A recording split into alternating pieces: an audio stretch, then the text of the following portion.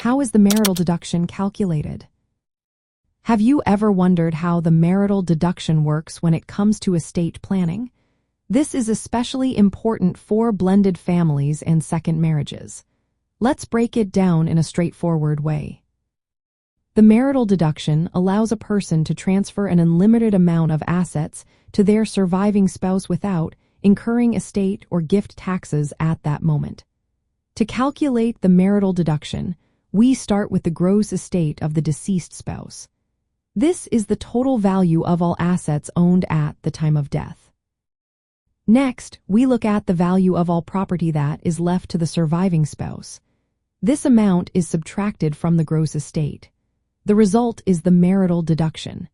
In simple terms, the marital deduction equals the total value of assets passing to the surviving spouse. This can include assets given outright or through certain qualifying trusts.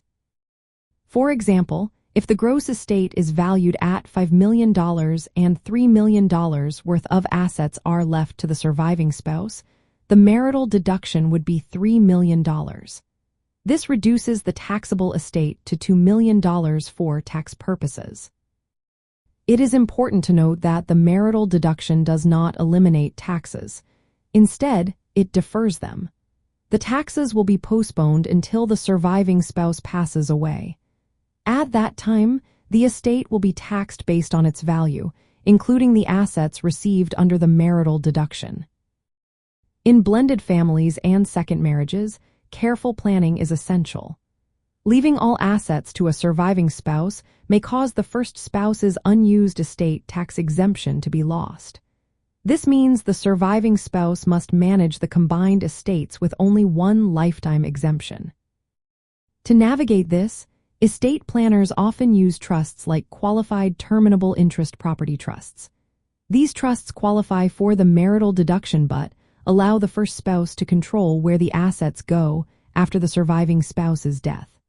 This approach helps balance tax deferral with protecting the interests of children from previous marriages or other beneficiaries.